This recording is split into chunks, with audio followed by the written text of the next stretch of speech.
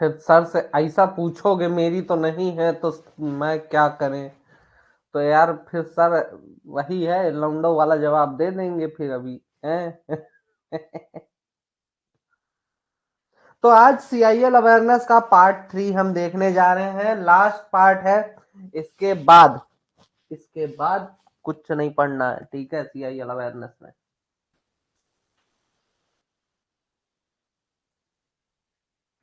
हाँ, second option mining gun मान लो तो ठीक है, नहीं मान रहे हो तो फिर लौंडा वाला जवाब तो याद ही रखो। बीच में धीरे से दे दूंगा एकदम, लेक्चर के शुरुआत में दूंगा तो सब सुन लेंगे ना। चलो, तो सीआईएल का मिशन क्या है? देखो, अब यहां से आपके एक दो क्वेश्चंस बन सकते हैं। तो सीआईएल का है, समझ तो गया, सेल्फ सेटिस्फैक्शन।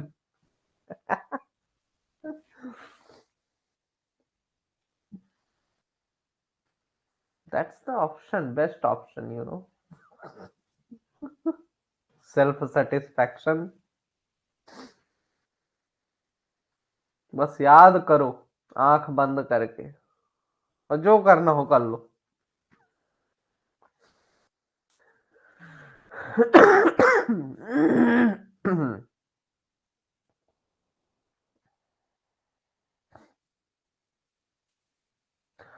तो सीआईएल का मिशन क्या है?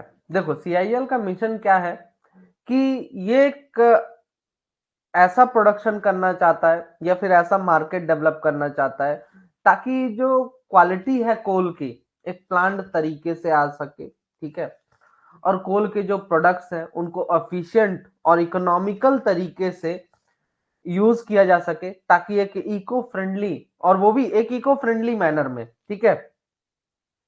तो यहां पर आपको कैसे क्वेश्चंस दे सकता है कि आपको बोल सकता है कि mission of CIL is to produce and market the plant quality of coal uh, and coal products in an dash and dash coal products dash and dash in an eco-friendly manner। तो मतलब कि आपको यहाँ पे efficiently and economically तरीके से use करने की बात कर रहा है। तो इफिशिएंटली और इकोनॉमिकली आपको जो है तो ब्लैंक दे सकता है बीच में, ठीक है, ऐसे आपका क्वेश्चन यहाँ पर बन सकता है। तो एक बार आपका जो मिशन है और जो विजन है, विजन यहाँ पर आपको ये दिया हुआ है, ठीक है, to emerge as a global player. CIL हमेशा ऐसा चाहता है कि वो एक एज अ ग्लोबल प्लेयर जो है तो डेवलप करे एनर्जी सेक्टर के। बागेश्वर धाम सरकार, बिल्कुल बिल्कुल, मानो बागेश्वर धाम सरकार को। रोहित, तुम तो यार लगता है सतना का है, तभी यार बागेश्वर धाम को बहुत मानता है। मैं भी सतना का हूँ, बहुत सुनता हूँ इनके बारे में।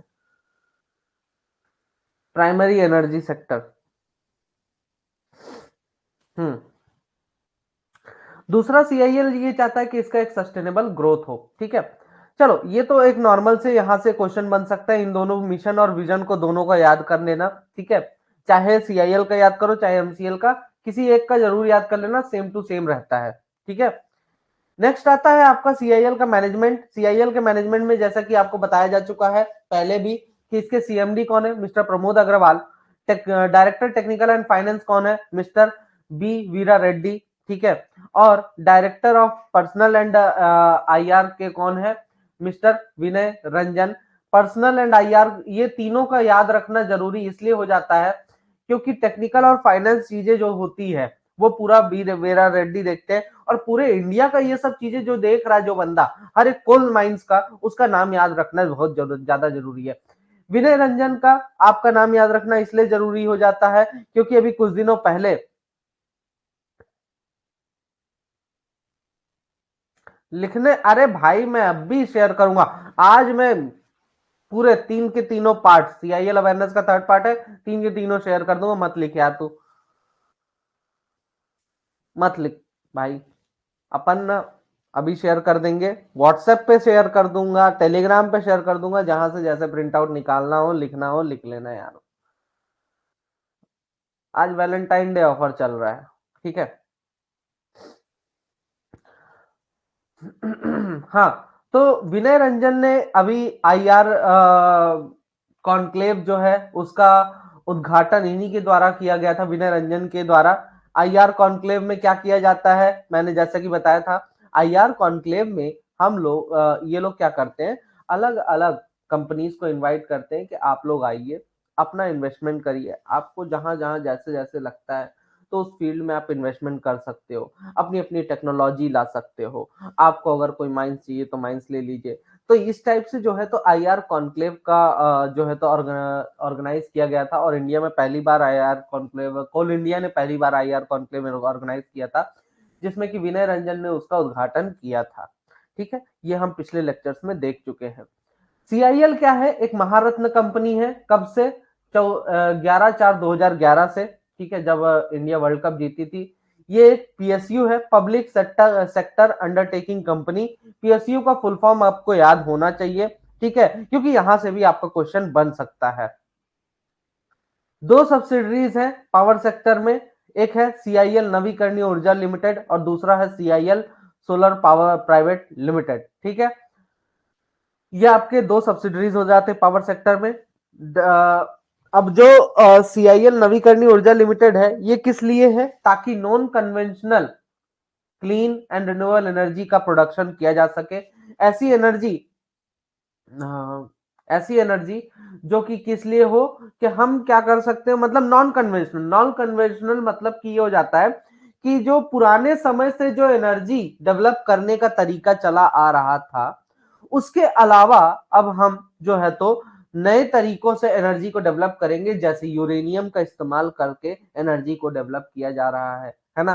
तो वो एक सही तरीका हो जाता है जिससे कि पॉल्यूशन नहीं होता है। ठीक है, जो conventional method of energy development था, वो बहुत ही ज्यादा पॉल्यूशन फैलाने वाला काम था। ठीक है, तो अब ये जो यूज हो रहा है सीआईएल का नवीकरणीय ऊर्जा लिमिटेड, इसके द्वारा जो है तो non conventional clean renewable energy का प्रोडक्शन किया जाएगा। सीआईएल ने जो है तो सोलर पावर के जनरेशन में भी अपना हाथ डाल दिया है, जिसमें कि ये सोलर वोल्टेइक मॉड्यूल के बेसिस पे अपना जो है तो सोलर एनर्जी की मदद से पावर का जनरेशन करना चाह रहा है। सीआईएल की प्रोडक्शन सब्सिडीज टोटल कितनी है? 8 है ना, 7 होंगी, देख लेना यार, बाकी पिछले में बता चुका हूं। ठीक है, और एक आपकी रिसर्च सब्सिडरी हो जाती है सीएमपीडीआईएल। इसकी फॉरेन सब्सिडरी कौन है? Coal India Africana limited. Joint venture companies है Hindustan Urvarak and chemical limited, Talcher fertilizers, और आपका CIL NTPC Urja private limited, coal lignite Urja Vikas private limited. ठीक है, नॉर्थ ईस्ट कोलफील्ड्स लिमिटेड जो है तो वो आसाम में है, मतलब कि सीआईएल ने इतने तो सब्सिडरीज हैं, कौन कौन सी, 1 2 7 यहां से और एक यहां से, तो टोटल इसके पास कितनी सब्सिडरीज हो गई,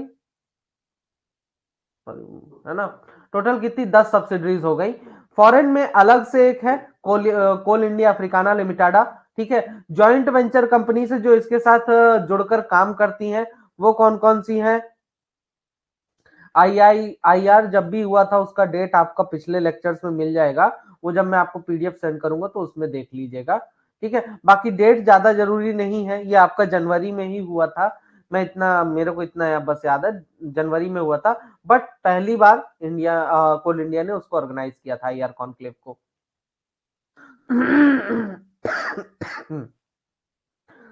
सीआईएल ने अलग से असम में, सीआईएल जो है तो अलग से ऑपरेट करती है नॉर्थ ईस्ट कोलफील्ड्स के नाम से। ठीक है, वहां पर असम में जितनी भी माइंस ऑपरेट करती है सीआईएल उसको क्या नाम दिया गया है? North east coalfields. तो ये नाम भी आपको याद रखना है। नेक्स्ट है ईआरपी, एंटरप्राइज रिसोर्स प्लानिंग। इसका फुल फॉर्म जैसे कि आप देख पा रहे हैं आता है, ठीक है, एग्जाम में डायरेक्टली पूछ लेता है इसका फुल फॉर्म क्या है।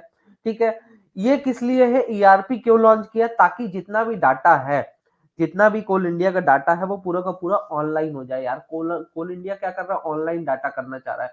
अब ये हो जाता है ना कभी कभार कि जो मैनेजर हो गया, जो असिस्टेंट मैनेजर हो गए, ये लोग कभी कभार ना डाटा गलत डाल देते हैं।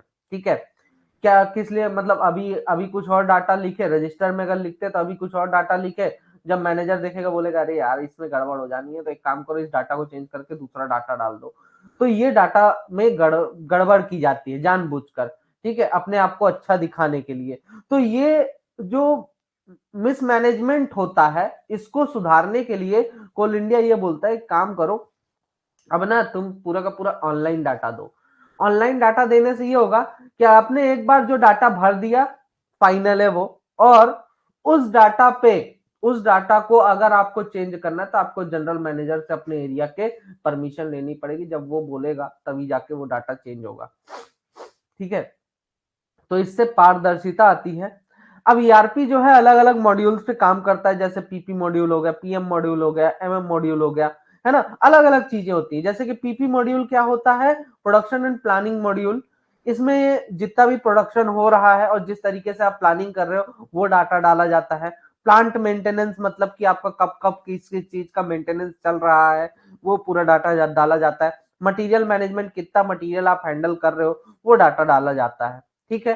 सीआईएल अभी नए नए एरियाज में भी अपना हाथ डाल रही है, जैसे कि सोलर पावर जनरेशन मैं पहले ही बता चुका हूं। उसके बाद एल्यूमिनियम का प्रोडक्शन करने का भी सीआईएल सोच रही है, कोल गैसिफिकेशन करना चाह रही है, और थर्मल पावर जनरेशन मतलब कि अपना खुद का ये क्या खोलना चाह रही है, थर्मल पावर सेक्टर में, मतलब कि घुसना चाह रही है, खुद का अपना एक बिजली बनाने का थर्मल पावर जो है तो पावर प्लांट जो है तो ओपन करना चाह रही है सीआईएल।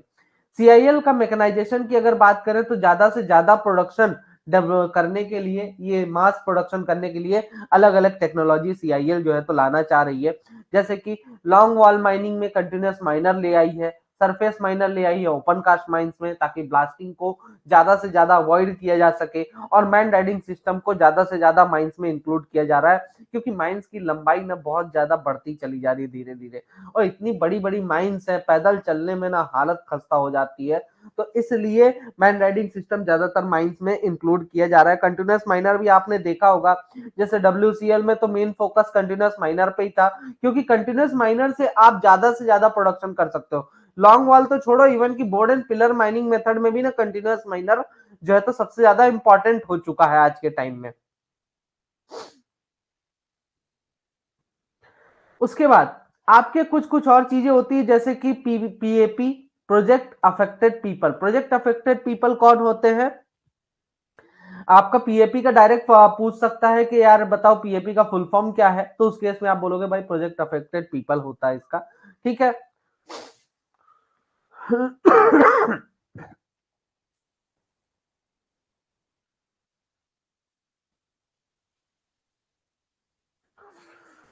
अब ये प्रोजेक्ट अफेक्टेड पीपल, ये पीएपी जो है तो किस बेसिस पे काम करता है। प्रोजेक्ट अफेक्टेड पीपल क्या होता है कि कहीं पे अगर माइंस खोल दिया, जैसे कि अभी एक जगह माइंस खोल रही है शहडोल में, उस माइंस को खोलने पर वो जो है तो 11 AM पे रिशेड्यूल हो गया सीएमआर आपका, सीएमआर ये 11 बजे होगा, ठीक है, मुजफ्फर सर मैसेज डाले हैं।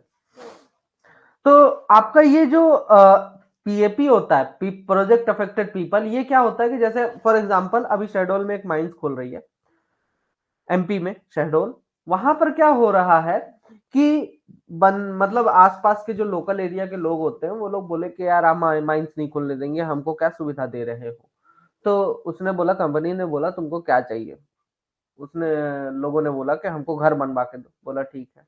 तो 35 लाख का वो सिर्फ घर बनवा के दे रही है, 35 लाख का घर, बोल दी कि ठीक है ले जाओ। फिर बोला कि पानी की व्यवस्था करिए, तो उसने बोला 6 ठो टंकी में रख देता हूँ, प्योर पानी पियो जितना पीना हो, फिल्टर लगा दे रहा हूँ, चलो टंकी, तुमने टंकी मांगा, पानी मांगा, मैं फिल्टर दे दे रहा हूँ तुमको।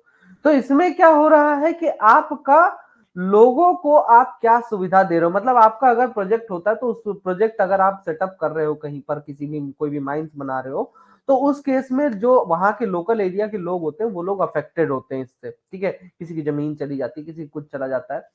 दूसरा तो इसको हैंडल करने के लिए जो है तो इसको बोलते हैं प्रोजेक्ट अफेक्टेड पीपल, जो इससे अफेक्टेड होते हैं कभी भी कोई माइंड सेटअप की जाती है तो।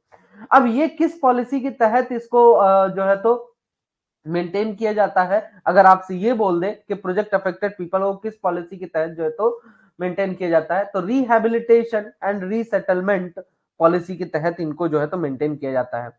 एक आता है global positioning system. Global positioning system क्या होता है, आपका जो जीपीआरएस, जीपीएस, जीपीआरएस बोल रहा हूँ, नेट पे चला गया मैं, जीपीएस ग्लोबल पोजिशनिंग सिस्टम, इससे अपन क्या करते हैं, ये होता है जीपीएस सभी की चीजों की, जैसे कि कोई डंपर है ना, वो कहाँ जा रहा है, कैसे जा रहा है, पेट्रोल निकाल रहा है कि नहीं निकाल रहा है, डंपर डीजल निकाल रहा है कि नहीं निकाल रहा है,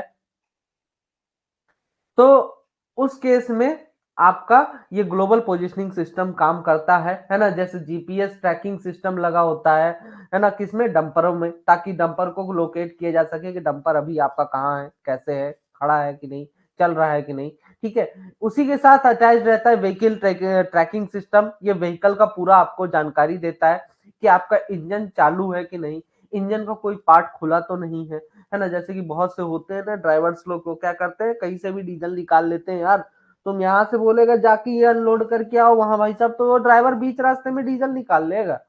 हाँ, ठीक है आकाश, मैं मुजफ्फर सर से बात करता हूँ, हालांकि यार मेरे नोट्स तो पहले से ही अपडेटेड है, चलो ठीक है, मतलब मेरे नोट्स पसंद नहीं है, चल भाई ठीक है, बुरा तो लग रहा है लेकिन ठीक है। चलो आगे है। हाँ, तो व्हीकल ट्रैकिंग सिस्टम में क्या होता है कि डीजल वगैरह कोई ना निकाल पाए, इंजन चल रहा है कि नहीं चल रहा है, कितने किलोमीटर आपका इंजन चला। मेरा मेरा अपडेट है यार ऑलरेडी, चलो देखता हूँ एक बार फिर से चेक करूंगा। Went SIM for ventilation planning, एक आपका अलग अलग इसी तरीके से क्या होते हैं एप्लीकेशंस आते हैं, जैसे कि वेंटिलेशन की प्लानिंग अगर करनी है ना, तो वेंट सिम करके एक एप्लीकेशन आता है, उसका आप यूज कर सकते हैं। अगर आपको माइंस की प्लानिंग करनी है तो सरपैक आता है, डाटा माइन आता है, कार्लसन आता है और जियोविया करके, ये अलग अलग एप्लीकेशंस आते हैं जिनकी मदद से आप क्या कर सकते हो, माइंस की प्लानिंग कर सकते हो। वेंटिलेशन प्लानिंग करने के लिए क्या आता है, वेंट सिम आता है, ठीक है। तो ये अपन ना, मैं आज आपको ऐसा डाटा दे रहा हूं जो कि आपका टू द पॉइंट है। आप बोल रहे होगे सर ये बड़ा मिक्सअप टाइप से लग रहा है, लेकिन ये देखो ठीक है मिक्सअप टाइप से, बट आपका ये जो डाटा है इतना आपको, जैसे क्वेश्चन आपको दे दिया कि यार व्हीकल को ट्रैक करने के लिए क्या यूज करते हैं, तो व्हीकल ट्रैकिंग सिस्टम यूज करते हैं अपन, है ना, व्हीकल की पूरी जानकारी लेने के लिए। अगर व्हीकल का हमें पोजीशन पता करना है, डंपर का पोजीशन पता करना है कि मेरा डंपर अभी कहाँ चल रहा है, तो वहां पर आता है ग्लोबल पोजिशनिंग सिस्टम, ठीक है। उसके बाद अगर हम बात करें वेंटिलेशन प्लानिंग के लिए कौन सा ऐप यूज कर सकते हैं, या फिर तो उस केस में आप क्या बोले, तो उसमें आप क्या बोलेंगे कि भाई वेंट सिम का इस्तेमाल करना है। अगर आपको बोल दे कि माइंड प्लानिंग के लिए आपको क्या यूज करना चाहिए, कौन कौन से एप्लीकेशन आते हैं माइंड प्लानिंग का करने के लिए, तो आपका सरपैक, डाटा माइंड, कार्लसन, जियोविया, ठीक है। तो ये आपका जरूरी हो जाता है, ठीक है। अब जो सीआईएल है वो अलग अलग चीजों के लिए इंडियन स्टैंडर्ड्स जो है तो देता है समय समय पर, तो क्वालिटी मैनेजमेंट के लिए इसने दिया हुआ है आईएसओ 9001 2015, एनवायरमेंट मैनेजमेंट के लिए इसने दिया है 14001 2015, और एनर्जी मैनेजमेंट के सिस्टम में इसने लॉन्च किया है 50,001 2018, ठीक है। तो ये इंडियन स्टैंडर्ड्स है जो कि सीआईएल ने दिए हुए हैं अलग अलग सेक्टर के लिए, कि भाई हमें कोल की क्वालिटी का मैनेजमेंट इस इंडियन स्टैंडर्ड के अनुसार जो है तो, ये इस इंडियन स्टैंडर्ड्स के द्वारा जो है तो कोल की क्वालिटी मैनेजमेंट करनी चाहिए। और आपका एनवायरमेंट का मैनेजमेंट के लिए अलग स्टैंडर्ड सेटअप किए हैं, वो स्टैंडर्ड्स का कौन सा है, नंबर, ये नंबर आपको याद होना चाहिए। जैसे सेफ्टी बेल्ट का मैंने आपसे किसी एक लेक्चर में पूछा था कि सेफ्टी बेल्ट का जो है तो कौन से स्टैंडर्ड्स के तहत, इंडियन स्टैंडर्ड्स के तहत जो है तो दिया जाता है, कौन सा आईएसओ के तहत जो है तो उसका मतलब दिया जाता है अप्रूवल। तो ये सारे अप्रूवल्स हैं जो इंडियन स्टैंडर्ड्स के तहत दिए जाते हैं। एनर्जी का मैनेजमेंट कैसे करना है ये भी दिया जाता है, ठीक है।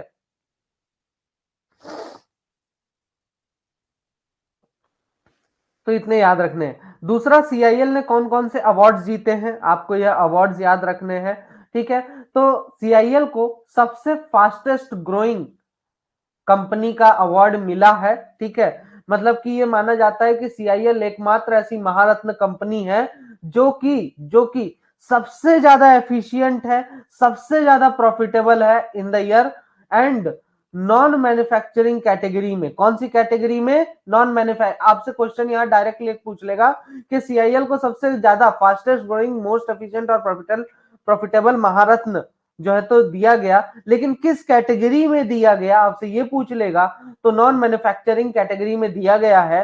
ठीक है, अब यहाँ पर अब ये जो है तो जर्नल आता है, जर्नल का नाम आता है दलाल स्ट्रीट इन्वेस्टमेंट जर्नल होता है। ठीक है, तो ये जर्नल का नाम है। जैसे यूपीएससी की जब आप तैयारी करते हो, है ना, आईएएस ऑफिसर जब बनना चाहोगे, तो वहां पे जर्नल्स बहुत ज्यादा इंपॉर्टेंट होते हैं। जैसे कि आपका बहुत बार क्या होता है कि अगर शायद आपने पढ़ा होगा कि जैसे इंडिया में एक हर कोई ना जर्नल जो है अलग अलग इंडेक्स देता है। जैसे कि एक इंडेक्स ये था कि सबसे ज्यादा करप्शन कौन सी कंट्री में है, तो इंडिया उसमें 100th नंबर पे थी, सॉरी 70वें नंबर पे थी। ये किसी न किसी मतलब अब ये क्या था, करप्शन इंडेक्स जो था कि किस कंट्री में सबसे ज्यादा करप्शन है, इसका एक इंडेक्स तैयार किया गया। तो किसी एक पर्टिकुलर जर्नल के द्वारा तैयार किया गया, तो उस जर्नल का नाम डायरेक्टली पूछ लिया गया था।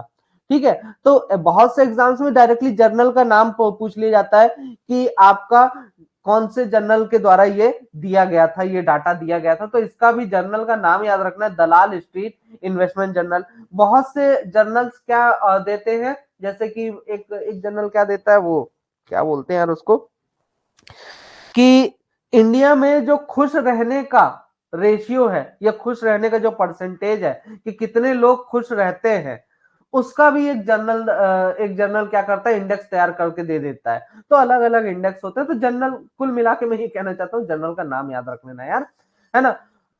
दूसरा अवार्ड जो जीता था, coal India pavilion at 9th international mining equipment minerals metals exhibition in Kolkata has bag the first prize in machinery product display category. अब इंडिया ने क्या किया है, सॉरी कोल इंडिया ने क्या किया कि इसने अपना कोलकाता में एक एग्जीबिशन लगा हुआ था इंटरनेशनल माइनिंग इक्विपमेंट का, 9th इंटरनेशनल माइनिंग इक्विपमेंट का। तो वहां पर कोल इंडिया ने अपना एग्जीबिशन लगाया था। अपने बारे में कोल इंडिया बेसिकली बता रहा था कि हमारे क्या इक्विपमेंट्स हैं, हमारे क्या मिनरल्स हैं, हम किन किन चीजों का एक्सट्रैक्शन करते हैं, कैसे एक्सट्रैक्शन करते हैं, क्या मशीनरी है हमारी। तो ये सारी चीजों का एग्जीबिशन लगा हुआ था। जैसे कि आप जो है तो कभी गए होंगे, एक तो इंटरनेशनल करके कोई एग्जीबिशन हर साल कोलकाता में लगता है, जिसमें कि अलग अलग वर्ल्ड की अलग अलग कंपनीज आती हैं और वो अपना जो है तो वहां पे एग्जीबिशन लगाती है कि हमारे पास बेल्ट कन्वेयर है, हमारे पास ये नई मशीन आई है, नई टेक्नोलॉजी आई है। ये हर साल होता है, लगभग लगभग मान के चलो यही आपका जनवरी फरवरी में इसी टाइम होता ही है हर साल, है ना। तो इसी टाइप से कोल इंडिया ने भी अपना एक एग्जीबिशन लगाया था और इसमें कोल इंडिया को फर्स्ट प्राइज मिला इस एग्जीबिशन में। ये बच्चों वाले काम करते हैं यार, ये तो हम स्कूल में करते थे। चलो, अब आपने जैसा आप लोगों ने, अब देखिए इससे ज्यादा ना अब कुछ आने नहीं वाला है, मैं सीधे बता दूं। इसके बाहर कोल इंडिया में जितना भी बात मैंने बताई है, ना कोई कोचिंग पढ़ाई है ना, कोई दूसरी कोचिंग से हो तो जान लो, और और ना ही कोई पढ़ाएगा। ठीक है, जितना मैंने 3 पार्ट्स में कवर किया है। उसके बाद अब आता है डिजास्टर पे, आ जाते हैं अपन। तो चास नाला डिजास्टर, चास नाला माइनिंग डिजास्टर जो है तो कहां पर हुआ था। अब हम डिजास्टर्स के बारे में देखेंगे, कौन सा डिजास्टर कब हुआ, कैसे हुआ, कहां हुआ, क्या कारण थे उसके। ठीक है, ये थोड़ा थोड़ा आइडिया आप लोगों ने अब मुझसे डिमांड किया था, तो मैं इसमें इंक्लूड कर दे रहा हूं। जिसको जरूरी लगता है वो जरूर देखें। तो चासनाला माइनिंग डिजास्टर एक ऐसा डिजास्टर था जो कि कब हुआ, 27 दिसंबर 1975 को। ठीक है, एक कोल माइंस में जो कि धनबाद में है, झारखंड में। ठीक है, ये हुआ कैसे कि एक एक्सप्लोजन हुआ माइंस के अंदर। ठीक है, और माइंस में एक्सप्लोजन होने के कारण क्या हुआ कि दीवार पतली हो गई। ठीक है, जैसे ये आपकी माइंस हो गई, ये बगल वाले की माइंस हो गई, यहाँ पे एक्सप्लोजन हुआ, इसके कारण ये दीवार पतली हो गई, यहाँ पे पानी भरा हुआ है, क्रैक्स डेवलप हुए, पूरा का पूरा पानी यहाँ से अंदर घुस गया। ये केस हुआ था चासनाला में।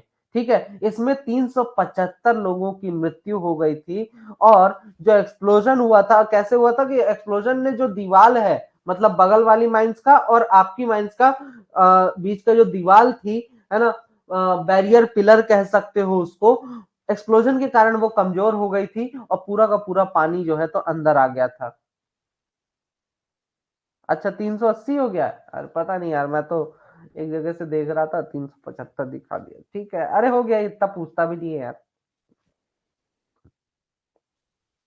आपको लोकेशन याद रखनी है, पहला पॉइंट याद रखना है। दूसरा किस कारण से हुआ था, तो ये वाला पॉइंट याद रखना है, ठीक है। थर्ड पॉइंट आपको याद रखना है, ठीक। हाँ, तो अबैंडन्ड माइन में पानी भरा हुआ था और वो पानी जो है तो एक्सप्लोजन हुआ, दीवार कमजोर हुई, वो पानी भर गया अंदर, ठीक है।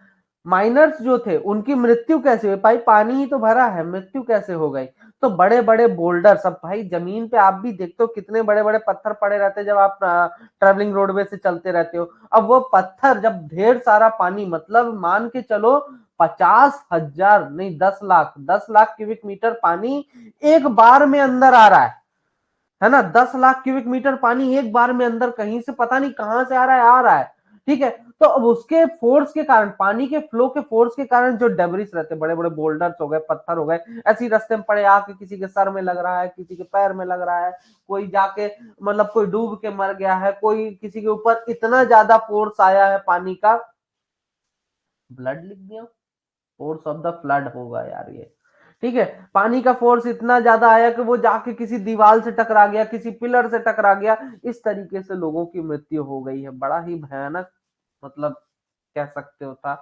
नजारा वहां का, ठीक है।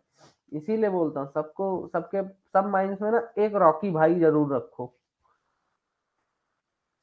हाँ, तो by the time bodies could be recovered, they were typically identifiable only by the number on their lamp helmet. मतलब बॉडी तो बाद में रिकवर की गई, ये कैसे पता किया गया कि किसकी किसकी मृत्यु हुई है, उनके लैंप के जो हेलमेट्स होते हैं उसके नंबर्स की मदद से ये चीज पता की गई थी। चास नाला ना इंडिया का अब तक का सबसे ज्यादा डेडलीस्ट माइनिंग एक्सीडेंट है, और इसके लिए जो बचे, मतलब एक आध दो ऑफिसर्स ने तो फांसी लगा ली थी, मर गए थे वैसे ही, या फिर समय के साथ मर गए थे।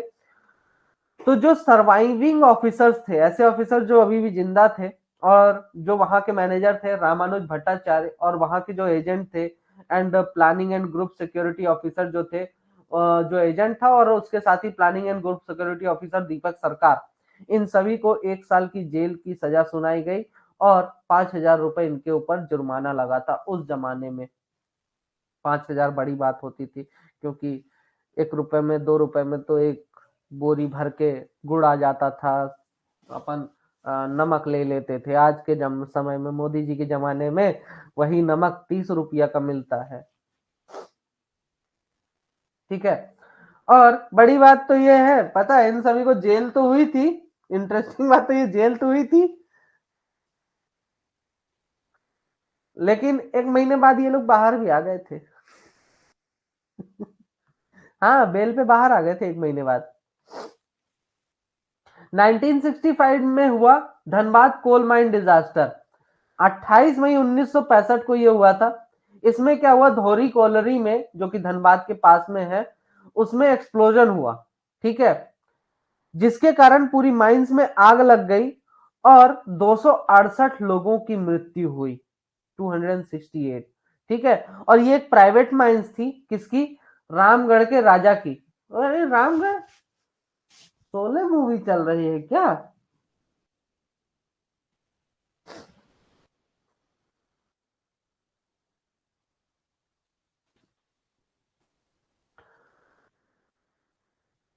अच्छा, बोकारो डिस्ट्रिक्ट में है ये, अरे वाह।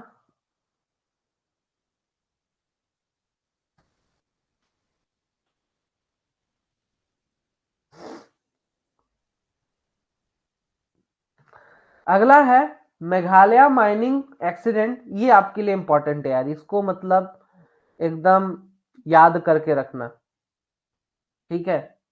इंपॉर्टेंट इसलिए है, मैं अभी आगे बताता हूं, कि 13 दिसंबर 2018 को 15 माइनर्स क्या थे, कि एक सान करके एक जगह है, कसान, ठीक है, मेघालय में, वहां पर एक माइंस के अंदर, यहाँ पे आपको ना पर्टिकुलरली माइंस नहीं मिलेगा कि माइंस का क्या नाम है, क्या कि मेघालय में बहुत ज्यादा इलीगल माइनिंग होती है, ठीक है। तो उसमें क्या था कि एक माइंस में 15 लोग अटक गए थे, जिसमें से 15 में से 5 तो भाग निकले थे, बाकी के 10 वहीं के वहीं अटके रह गए थे, ठीक है। तो माइनर्स जो थे तो वहां पे ट्रैप्ड थे कोल माइंस में, ठीक है। और कितनी गहराई में ट्रैप्ड थे? 370 फीट, लगभग 110 मीटर की गहराई पर ये लोग जो है तो माइंस के अंदर फंसे हुए थे, ठीक है। और ये माइंस कहाँ थी? जैंतिया हिल्स डिस्ट्रिक्ट में ये माइंस थी, ठीक है। सान गांव का नाम है ना, मतलब जगह का नाम है। डिस्ट्रिक्ट कौन सा था? जैंतिया हिल्स डिस्ट्रिक्ट था। स्टेट कौन सा था? मेघालय स्टेट था, ठीक है। अब माइन जो टनल था, the tunnel minor were in flooded with water after they cut into adjacent mine। अब इन्होंने क्या कर दिया था कि एक बगल में, माइंस के बगल में एक लेटिन नाम की रिवर थी, ठीक है। और इस रिवर के कारण क्या हुआ कि जो वर्कर्स थे, माइनर्स थे, वो टनल बनाते हुए आगे बढ़ते चले जा रहे थे। और उन्होंने क्या किया कि बगल वाली माइंस में जो है तो बंद माइंस थी, एडजेसेंट माइंस जो बंद थी, वहां पर ऑलरेडी पानी भरा हुआ था, ठीक है। और उसमें क्या हुआ कि पानी भरा हुआ था, तो वर्कर्स जैसे ही टनल बनाते हुए गए तो एकाएक ऐसा क्रैक डेवलप कर दिया, जिसके कारण ऐसा कट मार दिए, जिसके कारण कि बगल वाली माइन से पूरा पानी यहाँ पर भर गया, ठीक है। अब इंपॉर्टेंट क्या है? ये इंपॉर्टेंट नहीं है उतना ज्यादा, इंपॉर्टेंट ये है, ये लास्ट पॉइंट। अब आपसे क्वेश्चन ये पूछ सकता है कि पूरे इंडिया में जो है तो माइनिंग से रिलेटेड लाइसेंस कौन देता है कि एनवायरमेंट को प्रोटेक्ट करने के लिए, कि एनवायरमेंट को आप हानि नहीं पहुंचाएंगे और अपनी माइनिंग भी करेंगे? ये लाइसेंस देता है नेशनल ग्रीन ट्रिब्यूनल। ये हमेशा उंगली करता है। अगर इसको कहीं भी लग रहा है कि ये मतलब ये हमारे मतलब ये डेवलपमेंट सही तो है, बट इसके कारण एनवायरमेंट पे इफेक्ट पड़ रहा है, तो नेशनल ग्रीन ट्रिब्यूनल कहीं ना कहीं उंगली कर ही देगा। तो माइनिंग करने के लिए ना, तो ये हमेशा एकदम बोलता है कि माइनिंग नहीं करो तो अच्छा है, ये हमेशा बैन लगाता रहता है। तो हालांकि एक गवर्नमेंट स्टैट्यूटरी बॉडी है, गवर्नमेंट की ऑर्गेनाइजेशन है, ठीक है। तो इसने जो है मेघालय में माइनिंग को बैन कर दिया था 2014 में। मेघालय में माइनिंग को बैन कर दिया। और स्पेसिफिकली इसने कौन सी माइनिंग टेक्निक को बैन किया था? रैट होल टेक्निक को। आज के समय में आप जो देखते हो माइनिंग, कौन सी माइनिंग देखते हो? हाईवॉल माइनिंग। हाईवॉल माइनिंग में आपने देखा होगा ना कि इस तरीके से मान लो कोयले की दीवार होती है, फिर मतलब पूरा ओवरबर्डन की दीवार होती है, यहाँ पे एक कोयला होता है पतली सी, फिर यहाँ पे आप क्या करते हो, छोटा सा ऐसा छेद करके अंदर तक जो है तो कोयला निकालते हो, फिर कुछ दूरी पर फिर छेद करते हो, इस तरीके से आप करते हो। तो ये मेथड जो है, अब वहां पर मेघालय में कैसे होता था कि छोटे छोटे बच्चों को ये लोग ले लेते थे और उन छोटे छोटे बच्चों को इस काम पे लगा देते थे। तो ये बच्चे क्या करते थे, ऐसे छोटा छोटा होल बनाते थे। क्योंकि रैट होल इसलिए कहा जा रहा है कि होल का साइज छोटा रहता था, तो बड़े लोग नहीं घुस पाते थे इसमें, बच्चों को घुसेड़ा जाता था। तो बच्चे जब इसमें जाते थे तो खोदते हुए हाथ से या किसी चीज की मदद से खोदते हुए अंदर तक जाते थे, वहां से पूरा का पूरा कोयला जो है तो फिर बाहर लेके आते थे। तो ये होता था rat hole technique, rat hole mining के नाम से भी जाना जाता था। तो खास तौर पे इसको बैन किया गया था मेघालय में, ठीक है। इससे रिलेटेड कोई डाउट है तो आपसे ये पूछा जा सकता है, रैट होल टेक्निक कहाँ पे यूज होता था? मेघालय में यूज होता था। और इस पे माइनिंग में आपका कोई भी क्लियरेंस चाहिए होता है, या फिर मतलब एनवायरमेंट से रिलेटेड जो है तो कोई भी क्लियरेंस चाहिए होता है, कौन देता है? नेशनल ग्रीन ट्रिब्यूनल देता है, ठीक है। और वहां का जो फॉरेस्ट डिपार्टमेंट होता है, और जो पर्टिकुलरली एक स्टेट का जो एनवायरमेंट वाला डिपार्टमेंट होता है, वो भी आपको जो है तो क्या देता है? क्लियरेंस देता है।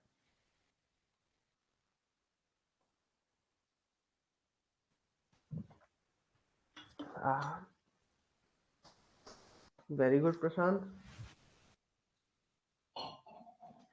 अच्छा प्रशांत, सुनाओ यार, वहां आने के लिए ना वो चाहिए रहता है, मतलब किसी को उधर साइड आना हो तो उसको जो है तो क्या बोलते हैं, क्या बोलते हैं उसको यार, क्या नाम भूल गए, वोटर आईडी की बहुत जरूरी रहता है।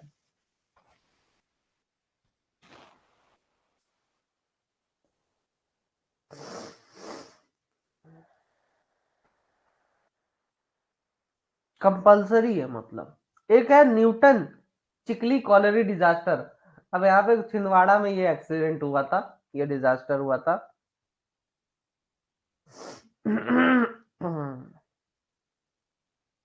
हाँ मतलब वोटर आईडी जिसके पास नहीं उसको मतलब जाने ही नहीं देते यार वहां पे।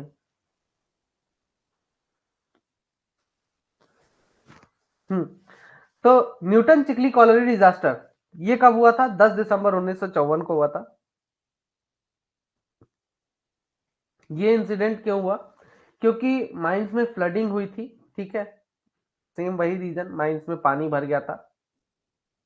जो पुरानी वर्किंग थी, मतलब उसी माइंस की पुरानी वर्किंग्स में बहुत सारा पानी भरा हुआ था, और वहां से पानी जो है तो आपका वर्किंग फेस में आ गया था। इसमें 63 लोग जो है तो अंदर फंस गए थे, है ना, और जो है तो वहीं पे इनकी मृत्यु भी हो गई, ठीक है।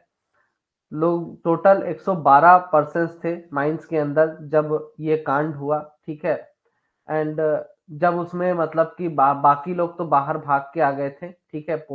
बाकी के 49% जो है तो वहां से भाग के निकल आए थे, लेकिन बाकी के 63% जो है तो वहीं पर जो है तो डूब कर उनकी मृत्यु हो गई। इसकी अगर कॉजेस की बात करें तो क्या हुआ था इसमें कि सन 1933 में जो है तो वर्किंग को अबेंडन किया गया था। एक सीम की वर्क कर दिया गया था, अबेंडन कर दिया गया था। और धीरे धीरे क्या हुआ कि उस वर्किंग में जिसको अबेंडन किया गया, बंद कर दिया गया था, तो वहां पे धीरे धीरे पानी भर गया। सन 1933 से लेके 1954 तक ये लगातार पानी भरता रहा, ठीक है। फिर उसके जस्ट उस सीम से 13 मीटर नीचे एक नई वर्किंग स्टार्ट की गई, ठीक है। अब कैसे भी करके पता नहीं क्या हुआ, कैसे हुआ कि जो बॉटम सीम में जो वर्किंग है ना, अब उससे मतलब ऊपर वाली सीम से 13 मीटर नीचे, तो ये जो वर्किंग थी ये पता नहीं किसी प्रकार से कनेक्टेड हो गई ऊपर वाली वर्किंग से, और वहां से पूरा का पूरा पूरा पानी जो है तो भर के यहाँ पर आ गया, ठीक है। अब ये इसलिए हुआ कि जो पुरानी वर्किंग थी उसका प्लान में सही तरीके से किसी भी प्रकार का मतलब शो नहीं किया गया था कि ये पुरानी वर्किंग है तो है कहाँ। तो उसका पूरा प्लान सही तरीके से बना नहीं हुआ था, इस कारण से ये गलती हुई थी। तो मैनेजमेंट को जो है तो ये इस बारे में पता ही नहीं था। जब ये मैनेजमेंट मतलब ये काम कर रही थी नई वर्किंग में, तो उस समय उसको पता ही नहीं था कि अबैंडन वर्किंग इतना पास में है ना, मतलब वो काम जहां पर कर रहे हैं उसके पास इतना ज्यादा पास में अबैंडन वर्किंग है, और ये दिक्कत फिर देखने को मिली है, ठीक है। बिल्कुल पार्टिंग टूट गया होगा, मतलब बहुत पास में था। अब आप भी जान रहे हो कि वाटर बॉडी से 45 मीटर बोलता है कहीं पर, आपका कहीं पे बोलता है कि भाई 60 मीटर के भीतर जाओगे वाटर बॉडी के, किसी भी तरह से 60 मीटर के भीतर जाओगे तो चीफ इंस्पेक्टर से परमिशन लेना पड़ता है, ठीक है। और ये तो हो गया स्टैट्यूटरी रेस्ट्रिक्शन लाइन का। वार्निंग लाइन कितनी दूरी पर मारा जाता है आपका? वार्निंग लाइन मारा जाता है 120 मीटर की दूरी पर, ठीक है।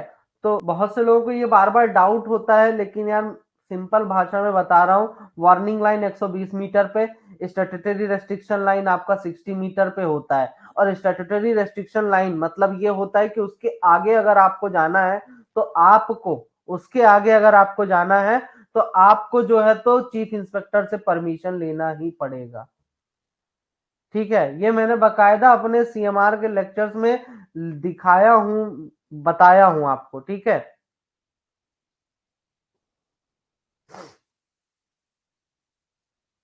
75 डेंजर लाइन जो है तो मार्क किया जाता है, बोला जाता है।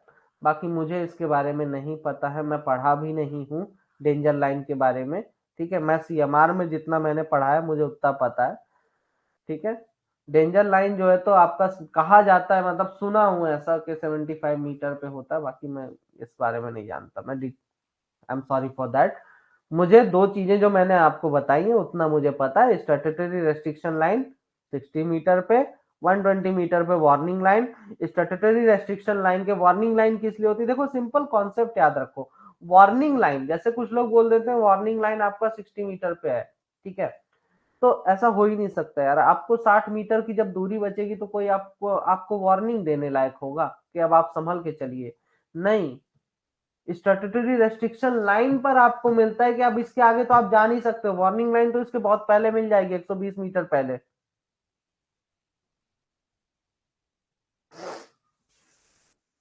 ठीक है, तो पहले वार्निंग लाइन होती है 120 मीटर पे, फिर जैसे जैसे आप करीब चले जाते हो, जब 60 मीटर की डिस्टेंस बचती है तो स्टैट्यूटरी रेस्ट्रिक्शन लाइन बोलते हैं उसको, और उसके आगे जाने के लिए आपको क्या करना पड़ता है, चीफ इंस्पेक्टर से परमिशन लेना कंपलसरी है, अदरवाइज आप उसके आगे माइनिंग नहीं कर सकते हो।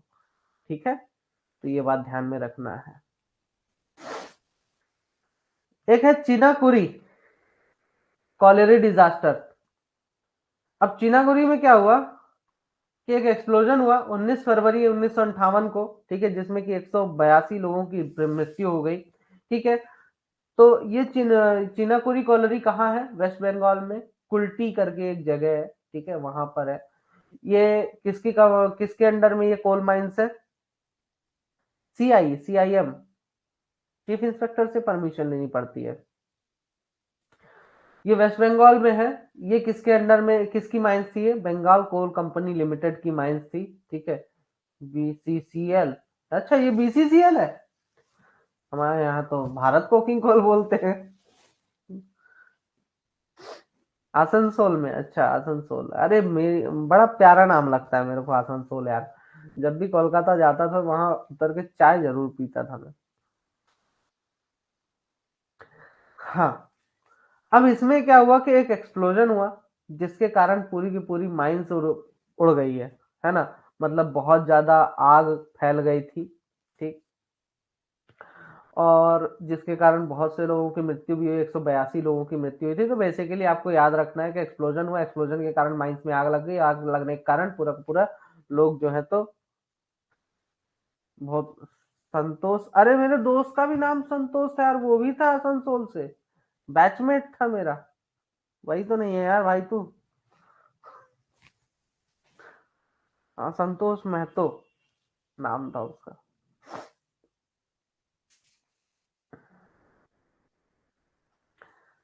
हाँ, अब ये क्या हुआ कि जब ये डिजास्टर हुआ, इस डिजास्टर की याद में, क्या मतलब जिन लोगों की मृत्यु हो,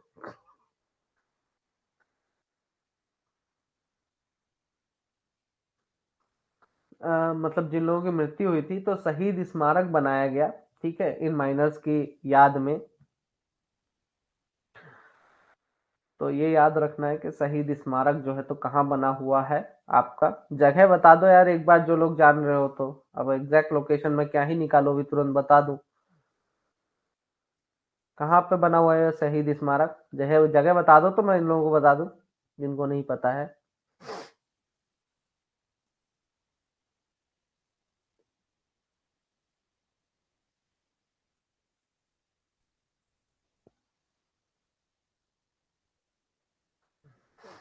कुछ नहीं बताते, चलो।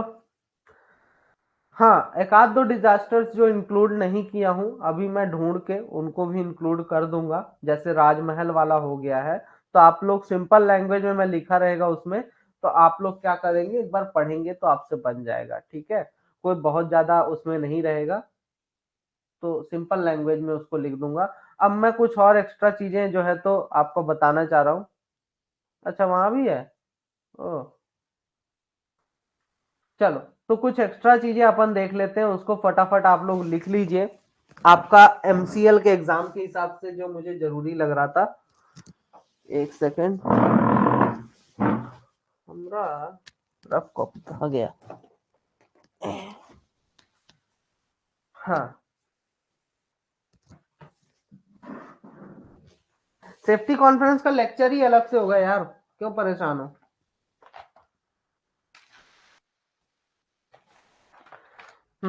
कुछ चीजें लिख लीजिए।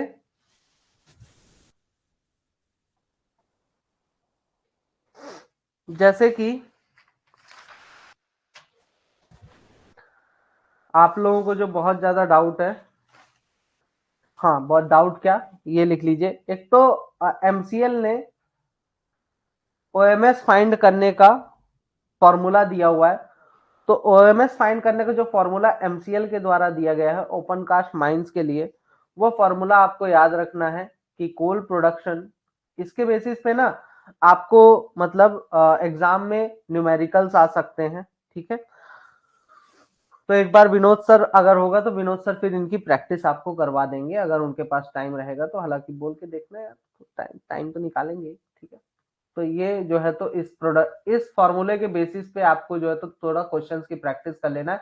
आपको ज्यादा कुछ नहीं दिया रहेगा, बस आपको जितना डाटा यहाँ पे लिखा हुआ है, जैसे कोल प्रोडक्शन कितना हुआ वो डाटा आपको दिया रहेगा क्वेश्चन में, उसको यहाँ पे पुट करना है। ओबी प्रोडक्शन है, वो डाटा आपको यहाँ पे पुट करना है। Actual man shift, actual man shift कितने वर्कर्स थे आपके माइंस में, या कितने वर्कर्स हैं, ठीक है, इनका डाटा रहता है 1 plus 1.4 into stripping ratio. Open cast mines का ये पता करने के लिए क्या, ओएमएस निकालने के लिए ये फॉर्मूला आपका एमसीएल के द्वारा दिया गया है, ठीक है। तो ये आपको याद रखना है। दूसरा आपका ओवरऑल ओवरऑल ओएमएस निकालने का फॉर्मूला है, ओवरऑल ओएमएस निकालने का फॉर्मूला दिया गया है। कैसा क्या फॉर्मूला है, अंडरग्राउंड ओवरऑल मतलब कि जिसमें कि आपका अंडरग्राउंड का ओएमएस और ओपन कास्ट का ओएमएस दोनों का ओएमएस इंक्लूडेड रहता है, ठीक है। तो underground coal production plus open cast coal production, ठीक है, open cast coal production divided by man shift, जितने वर्कर्स हैं आपके एक शिफ्ट में, plus adjusted man shift, adjusted man shift,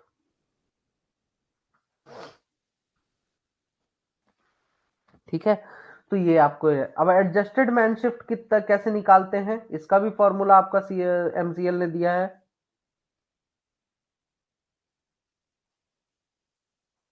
striping ratio, क्या स्ट्रिपिंग रेशियो, ऐसा आ रहा है स्ट्रिपिंग रेशियो, स्ट्रिपिंग रेशियो भी आपको दिया ही रहेगा, नहीं दिया रहेगा कैलकुलेट कर लेना। एडजस्टेड मैन शिफ्ट कैसे निकालते हैं, उसका फॉर्मूला दिया हुआ है, किसके लिए, ओपन कास्ट माइंस के लिए, फॉर ओपन कास्ट माइंस, इसी बस में एडजस्टेड मैन शिफ्ट होगा। कोल प्रोडक्शन, कोल प्रोडक्शन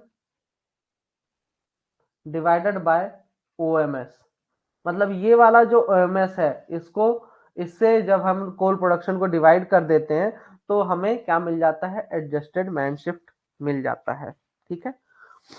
अब आपसे एक क्वेश्चन और पूछ सकता है इसके अलावा, आपका क्या था, percentage of availability, percentage of availability, availability, ठीक है, एक्चुअल वर्किंग, समझ नहीं आ रहा, अच्छा चलो रुको, नहीं सब कंपनी का अपना अपना फॉर्मूला नहीं है, बट आपका ये फॉर्मूला यहाँ पे इसलिए बता रहा हूं, चलो मैं फिर से बता देता हूं। देखो क्या होता है, ओएमएस, ओएमएस मतलब आउटपुट पर मैन पर शिफ्ट, ठीक है। अब ओएमएस निकालने के लिए आपको जैसे निकालना है कि भाई मेरे जो वर्कर जितने माइंस में काम कर रहे हैं, ठीक है, जितने माइंस में वर्कर काम कर रहे हैं उसके बेसिस पे मेरा कितना आउटपुट है ना, क्या नाम ही इसका है, आउटपुट पर मैन, पर मैन पर शिफ्ट, पर शिफ्ट, ठीक है। तो आपका जो ओएमएस निकाला जा रहा है, ठीक है, ये होता है कि पर मैन पर शिफ्ट के बेसिस पे मेरा कितने टन प्रोडक्शन हो रहा है, हर व्यक्ति और हर शिफ्ट के बेसिस पे मेरा कितना प्रोडक्शन हो रहा है, ठीक है। एक शिफ्ट में मान लो 100 लोग काम कर रहे हैं, अब उन 100 लोगों पे पर व्यक्ति आपका कितना प्रोडक्शन हो रहा है, वो आपका हो जाता है ओएमएस। तो ओएमएस जो है तो निकालने का फॉर्मूला, अलग अलग फॉर्मूलेज होते, मतलब तरीका यही होता है एट दी एंड, बट जो एमसीएल है इसने अपने एनुअल रिपोर्ट में अलग से ये फॉर्मूला दे के रखा हुआ है, इसलिए मैं आपको ये फॉर्मूले यहाँ पे लिखवा दे रहा हूँ, क्योंकि एमसीएल ने आप जब देखेंगे ना तो उसने अपने एनुअल रिपोर्ट में ये फॉर्मूले डायरेक्टली दिए हुए हैं इस तरीके से। अब आपको एग्जाम में क्या दे देगा, बोलेगा कि भाई कोल प्रोडक्शन आपका 5000 टन है, मान लीजिए जस्ट सपोज मैं एक छोटी वैल्यू ले रहा हूँ, 5000 टन कोल प्रोडक्शन है आपका। आपने जो ओबी रिमूव किया है, चलिए दूसरे पेज में देख लेते हैं। ये लिख लेना यार। हाँ, जस्ट सपोज एक क्वेश्चन देखते हैं। कोल प्रोडक्शन आपका कितना हुआ माइंस का? आपके माइंस का प्रोडक्शन कितना है? 5000 टन। ठीक है। अब आपने जो ओबी रिमूवल किया, ओपन कास्ट माइन से जो ओबी रिमूवल किया, ओबी का जो प्रोडक्शन हुआ है, ओबी का प्रोडक्शन आपने कितना किया? लगभग मान लीजिए इसको भी 5000 क्यूबिक मीटर कर लीजिए, 5000 क्यूबिक मीटर। ठीक है। उसके बाद आपका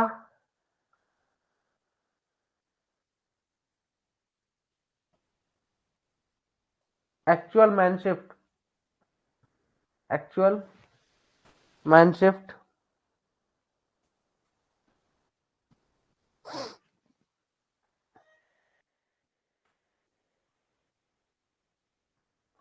एक्चुअल मैन शिफ्ट आपका कितना है? एक्चुअल मैनशिफ्ट कैसे निकालेंगे अपन? एक्चुअल मैनशिफ्ट निकालने का तरीका क्या है कि भाई coal production divided by OMS. ठीक है। तो एक्चुअल मैनशिफ्ट आपका कितना होगा? उस पर्टिकुलर माइंस का जो ओएमएस होगा उससे जब डिवाइड करेंगे, ठीक है, तो आपका कितना आ जाता है? मान लीजिए ये आपका आ जा रहा है 3 लाख। ये थोड़ा, मैं तो यही कहूंगा कि एक बार विनोद सर से कांटेक्ट करिएगा। मैं फॉर्मूले बता दे रहा हूँ, मैं उनको बोल दूंगा, वो आपको एक बार क्लियर कर देंगे। यार मेरे को ज्यादा ये न्यूमेरिकल वेमेरिकल आते हैं नहीं, मैं सच बताऊं। ठीक है, कहीं कंफ्यूज हो जाऊंगा फिर नहीं बनेगा आपका। तो एक बार मैं विनोद सर से बोलूंगा, चलेगा? विनोद सर करवा देंगे आपको। आप फॉर्मूले बस मेरे से अभी ले लो। ठीक है। क्या है कि कुछ गड़बड़ हो जाए, उससे बेटर है कि ना ही बताओ। चलेगा? कोई बुरा तो नहीं मान रहा मेरा कोई भाई? हाँ ठीक है, थैंक यू यार। चलो। हाँ, अब मैं मेरे से और एक आध दो डाटा ले लो आप, इसमें जिसमें मैं अच्छा हूं। पीजोमीटर, पीजोमीटर क्या होता है? इसमें तो मैं तगड़ा हूं।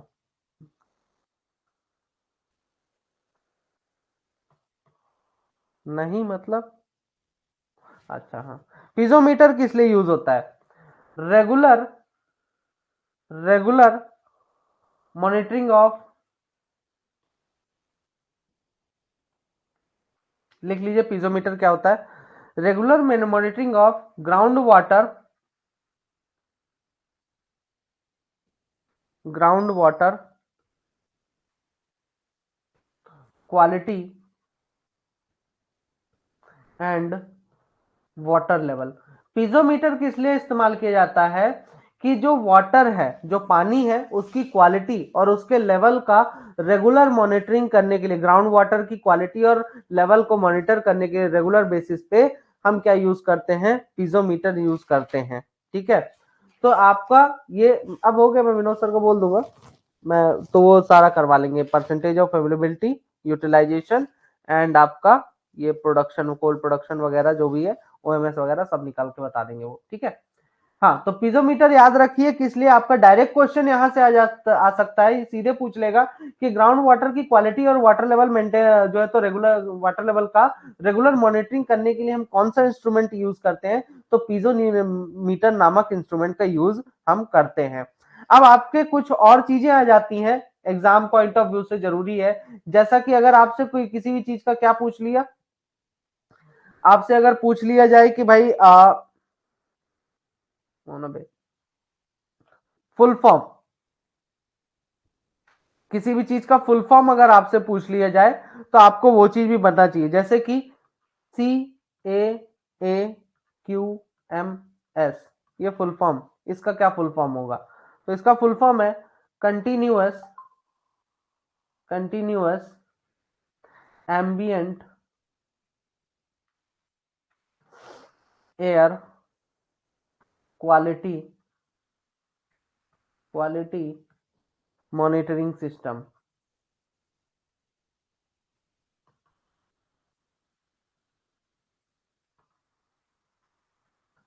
इसका फुल फॉर्म याद रखिएगा, ठीक है। अगर आपको दे दिया ईटीपी का फुल फॉर्म क्या है, मतलब कि क्या होता है, बहुत जगह ये सिस्टम लगा रहता है CAAQMS, मतलब कि continuous ambient air quality monitoring system, जो कि जिसका मेन काम ये होता है कि आसपास का जो वातावरण है उसका एयर की क्वालिटी को मेजर करने के लिए इसका इस्तेमाल किया जाता है, इस इंस्ट्रूमेंट का। बहुत से माइंस में इसका इस्तेमाल किया जा रहा है, ज्यादातर आपको जो है तो WCL वाले एरिया में ये देखने को मिलेगा। और आज कोल इंडिया आज के टाइम में ये भी बोल रहा है, DGMS भी बोल रहा है कि आपका जितना भी माइंस है उन सभी माइंस में, जो माइंस के जितने भी, मतलब बोल रहा है कि जितने भी हेडक्वार्टर्स हैं सभी सब्सिडरीज के, उन सभी सब्सिडरीज के हेडक्वार्टर में ये सिस्टम लगा हुआ होना चाहिए, ठीक है।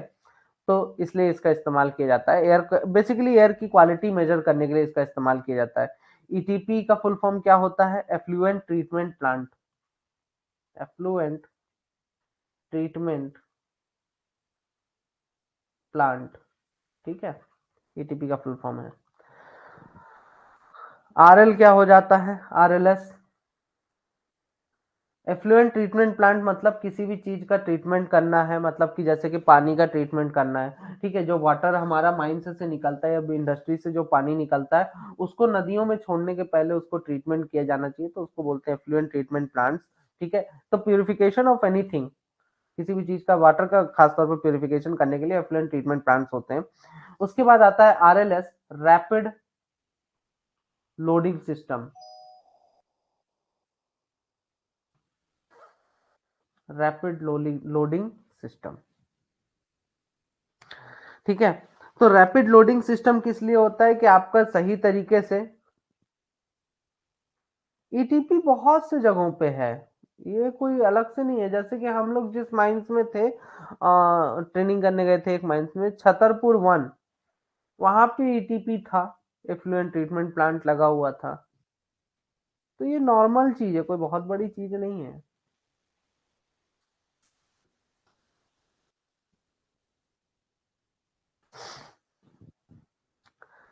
उसके बाद आता है आपका फॉरेस्ट कंजर्वेशन, कंजर्वेशन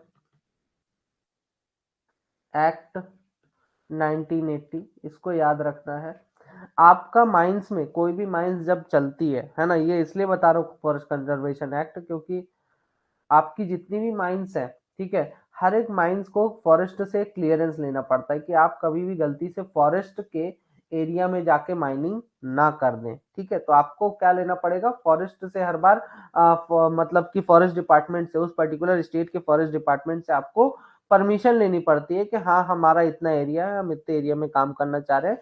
अगर आप फॉरेस्ट डिपार्टमेंट के एरिया में जाएंगे तो आपको वहां पर फिर एक दिक्कत का सामना करना पड़ेगा, कुल मिला के आपकी माइंस बंद हो जाएगी। तो इसलिए फॉरेस्ट कंजर्वेशन, ये अब माइंस बंद करने का जो परमिशन उन लोगों को, फॉरेस्ट डिपार्टमेंट को जो पावर मिलती है, वो किसके तहत मिलती है, आपसे ये पूछा जा सकता है। तो फॉरेस्ट कंजर्वेशन एक्ट 1980 के तहत उनको ये पावर मिलती है। एक आता है CWQMS, इसका फुल फॉर्म पूछ सकता है। तो ये भी किस लिए है? Continuous continuous water quality monitoring system, क्योंकि एग्जाम में ना आपको डायरेक्टली फुल फॉर्म्स पूछे जा रहे हैं, तो इसीलिए सभी के फुल फॉर्म याद रखना जरूरी है जितने भी हो सकते हैं, ठीक है।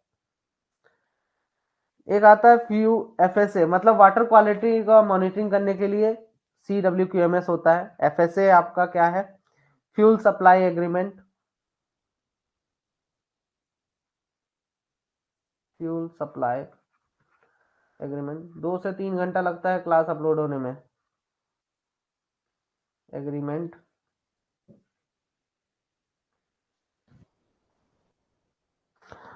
उसके बाद आता है CTO, consent to operate,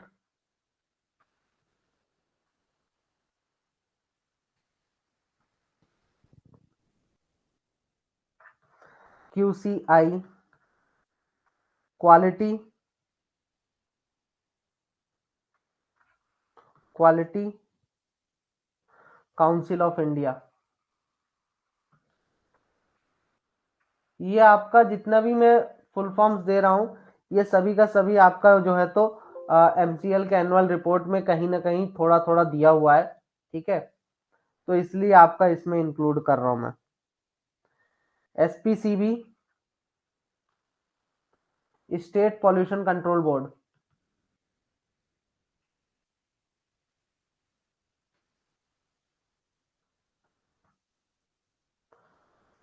control board,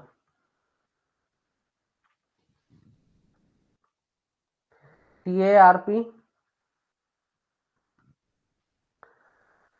triggered, जी बता देता हूं अभी, triggered action response plan,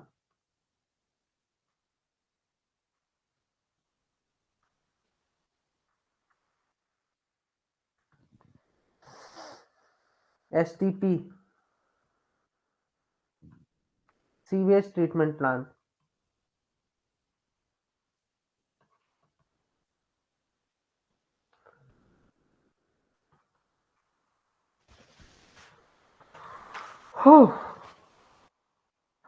OFDRA, Odisha fire and disaster response academy, Odisha, Odisha fire and disaster response academy,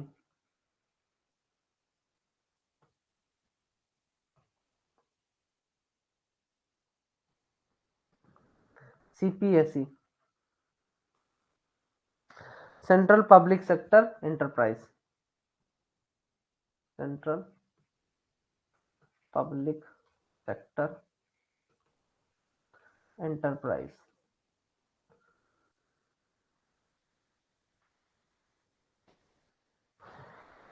इसका सेंट्रल पब्लिक सेक्टर एंटरप्राइज जो है, इसका मेन काम क्या होता है, यहां से भी एक क्वेश्चन पूछ सकता है। It deals with PSUs, it deals with PSUs, मतलब कि जितनी भी पब्लिक सेक्टर यूनिट्स हैं, जितनी भी पब्लिक सेक्टर यूनिट्स है, जैसे कोल इंडिया एक पब्लिक सेक्टर यूनिट है। अब इसको जो है तो हैंडल करने का काम किसके द्वारा किया जाता है, तो सीपीएसई के द्वारा किया जाता है, ठीक है, सेंट्रल पब्लिक सेक्टर एंटरप्राइज के द्वारा पब्लिक सेक्टर यूनिट्स को जो है तो संभाला जाता है। एक और दिया हुआ था एलओए, एलओए का मतलब फुल फॉर्म है लेटर ऑफ एश्योरेंस,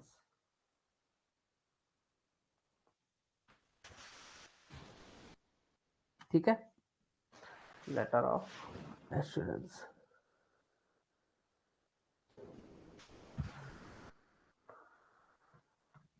हाँ, परसेंटेज ऑफ अवेलेबिलिटी किसी ने पूछा,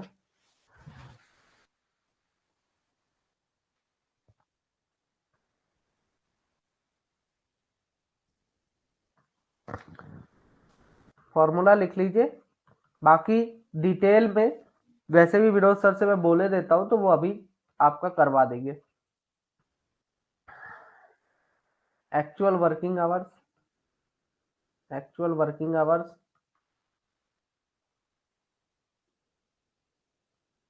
plus idle hours divided by shift hours into 100। उसके बाद परसेंटेज ऑफ यूटिलाइजेशन,